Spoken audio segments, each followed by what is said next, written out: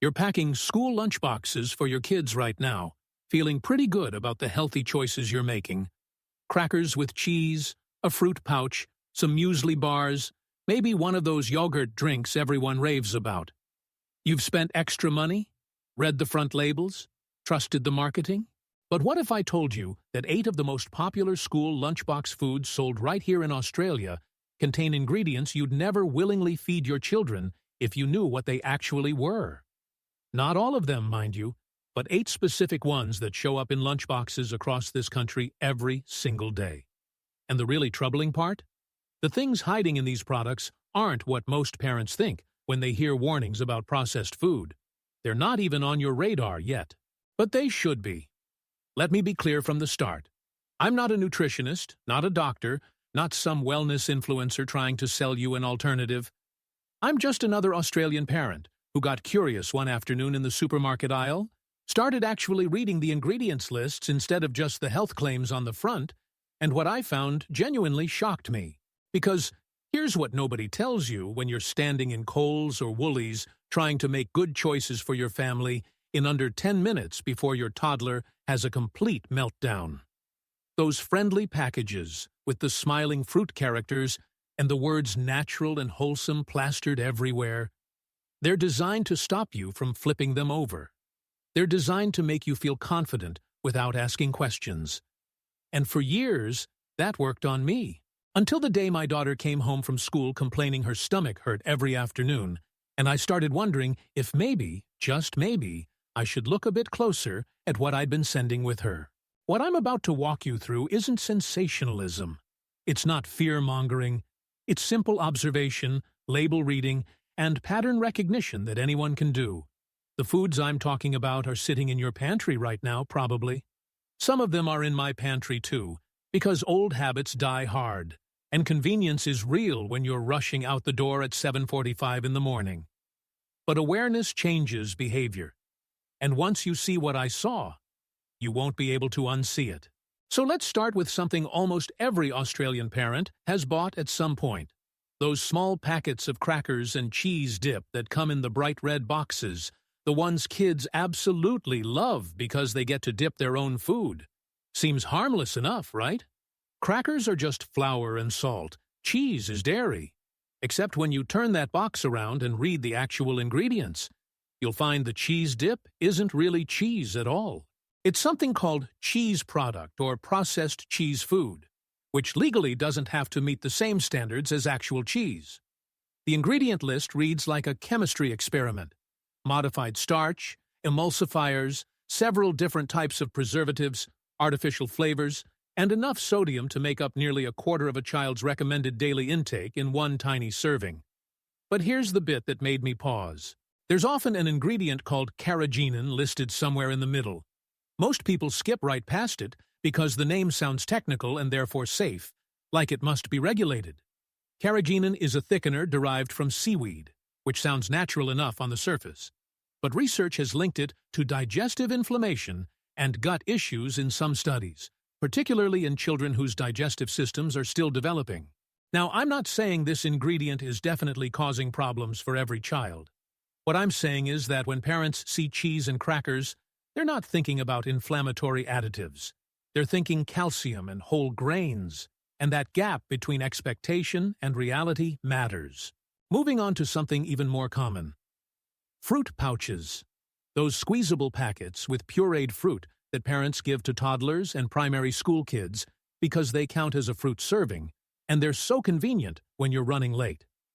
The packaging usually shows vibrant whole fruits, sometimes even has phrases like no added sugar or made from real fruit.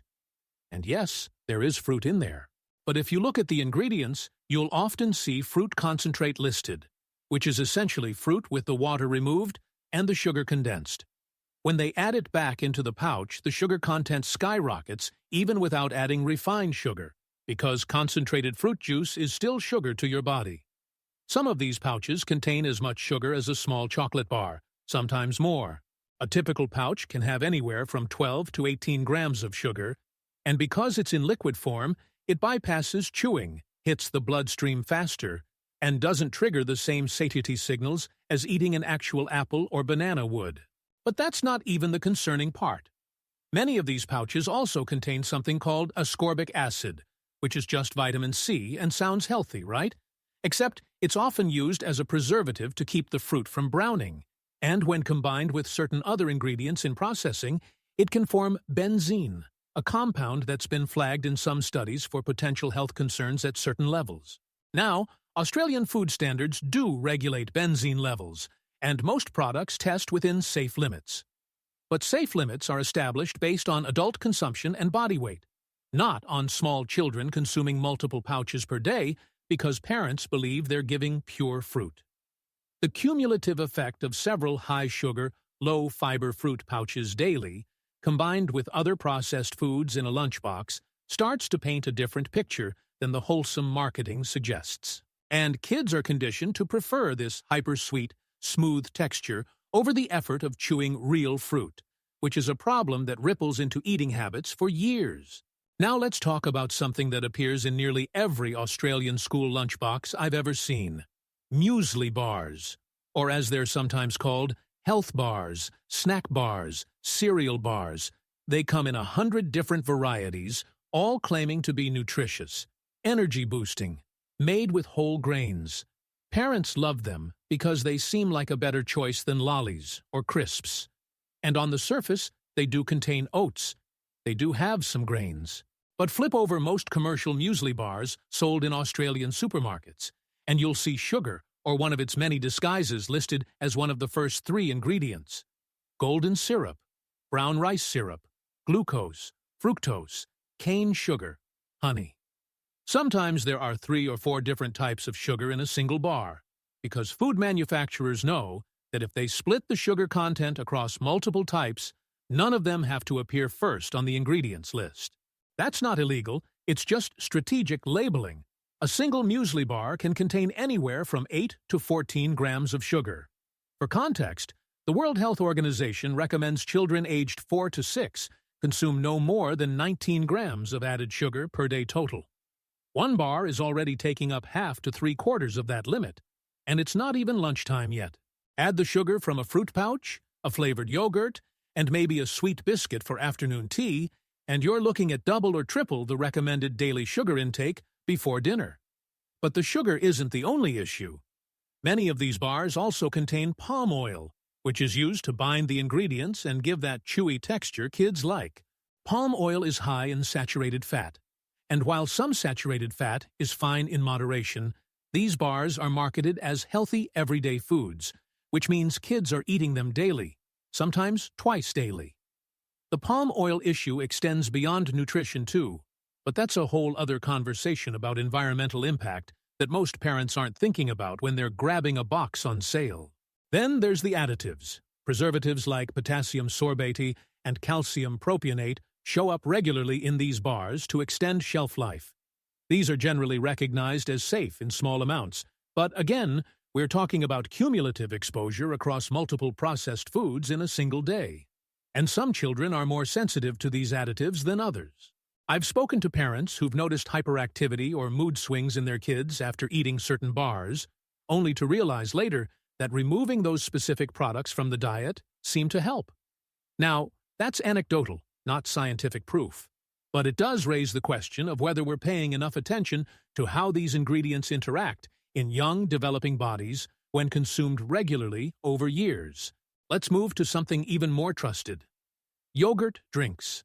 Those little bottles with the bright colors and cartoon characters, often marketed as containing probiotics for gut health, calcium for strong bones, vitamins for immunity. Parents feel great about buying these because yogurt is dairy. Dairy is nutritious, and the packaging promises all these added health benefits.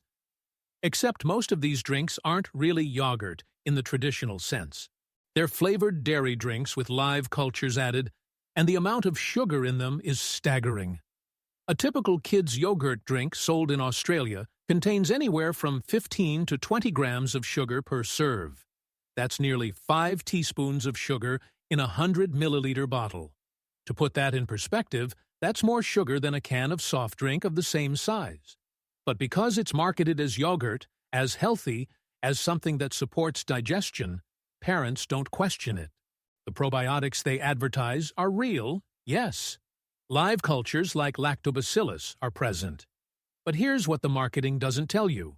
Those beneficial bacteria are swimming in a sugary solution that feeds harmful bacteria just as effectively as it might feed the good ones. So the net benefit to gut health? Questionable at best. And the sugar isn't even the full story. These drinks often contain thickeners like modified starch or gelatin, artificial flavors to make them taste like strawberry or banana when there's barely any real fruit in them, and food dyes to make them look appealing. Some of those dyes, particularly certain numbers used in Australia that are banned in other countries, have been linked in some studies to behavioral issues in children, though the evidence remains debated. The point isn't that every child will react.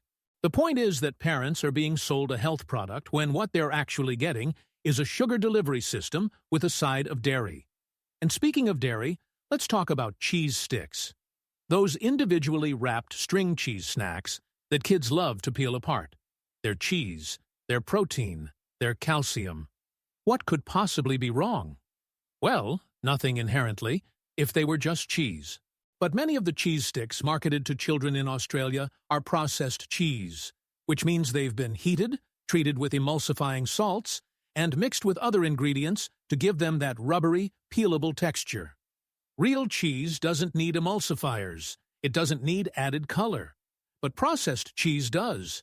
And when you check the label, you'll often see sodium citrate, sodium phosphate, sometimes even cellulose powder, which is essentially wood pulp used as an anti-caking agent.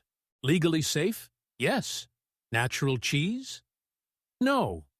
The sodium content in these cheese sticks is another concern. A single stick can contain up to 200 milligrams of sodium. And while that might not sound like much, it adds up fast when combined with crackers, processed meats in a sandwich, and flavored chips. Australian children are consuming far more sodium than recommended, and it's not coming from the salt shaker. It's coming from these convenient, pre-packaged, marketed as healthy snacks that parents trust because they're sold in the health food section of the supermarket. And here's the kicker. Kids who grow up eating these hyper-salty, hyper-processed versions of cheese often reject real cheese because it doesn't taste the same. They've been conditioned to prefer the artificial flavor and texture, which makes it harder to transition them to whole foods as they get older. Then there's the popcorn situation. Not the plain, air-popped kind you make at home. The pre-packaged, flavored popcorn marketed to kids as a healthier alternative to chips. And to be fair, popcorn itself is a whole grain, and not a terrible choice. But the flavored varieties sold in single-serve bags for lunchboxes? They're coated in butter flavoring, which is rarely real butter, salt, sometimes sugar depending on the flavor, and often something called diacetyl, a chemical that gives that buttery taste and smell. Diacetyl has been linked to respiratory issues in workers in popcorn factories who inhaled it regularly, which led to its reduction in many products. But it still appears in some.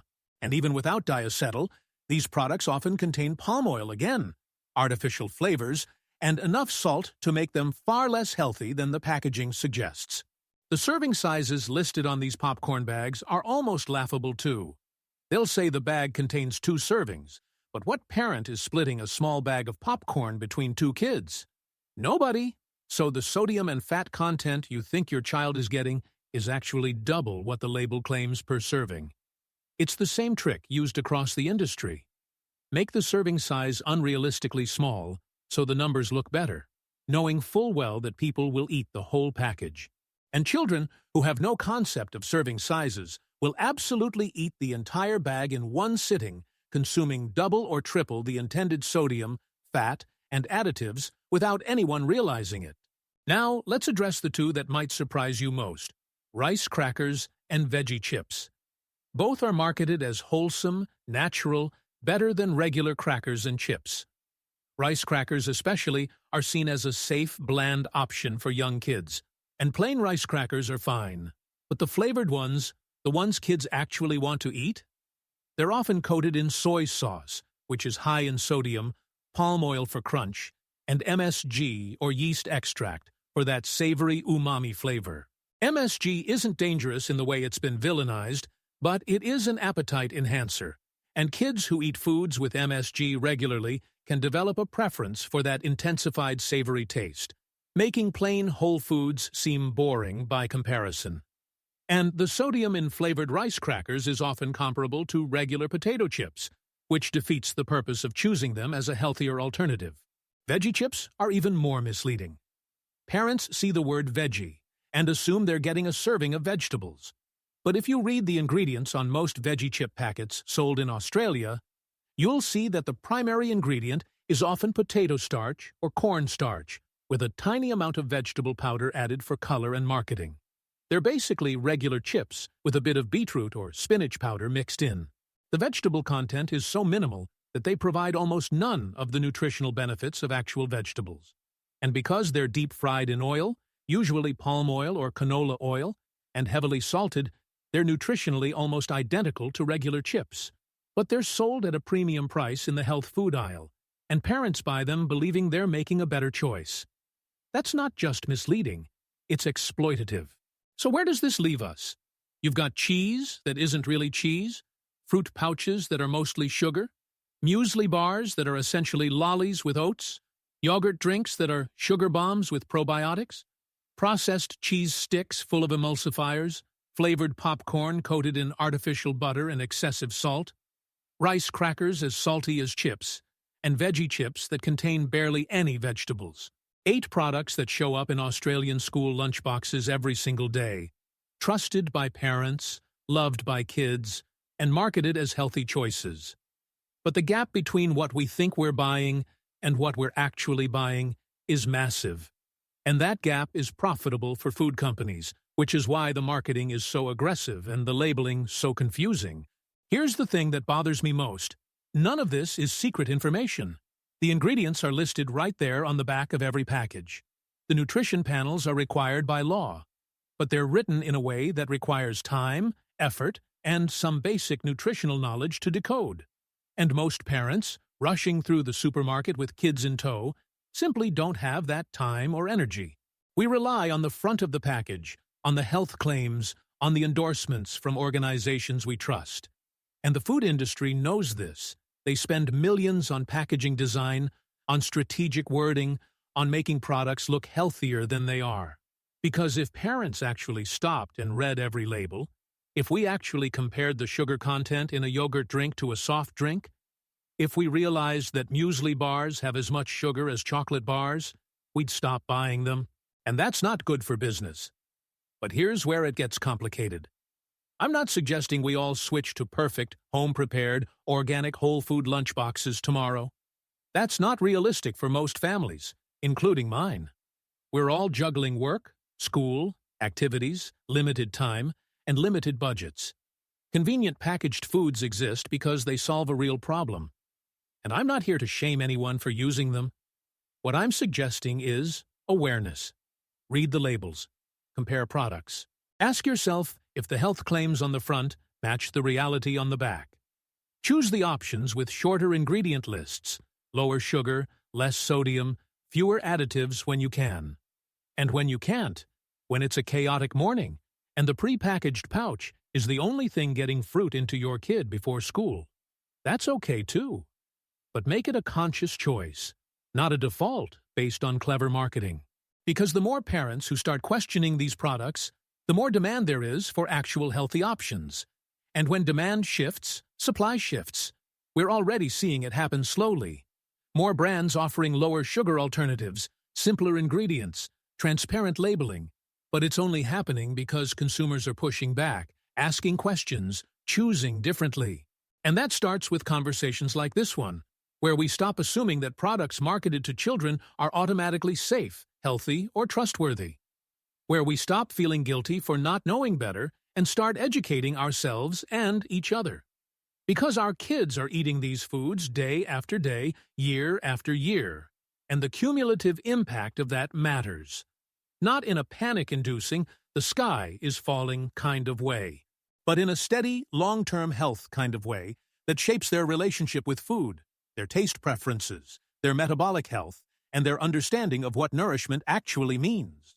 So the next time you're in the lunchbox aisle, maybe take an extra 2 minutes. Pick up that muesli bar and read the ingredients.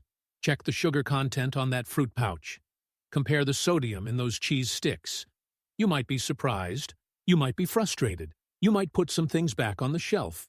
Or you might decide the convenience is worth it anyway, and that's your call. But at least it'll be an informed call, not one made based on a cartoon character and a vague health claim. Because our kids deserve that. They deserve parents who question, who read, who push back against marketing designed to exploit our trust and our time. And they deserve a food system that prioritizes their health over profit margins. We're not there yet. But awareness is the first step. And now, you're aware.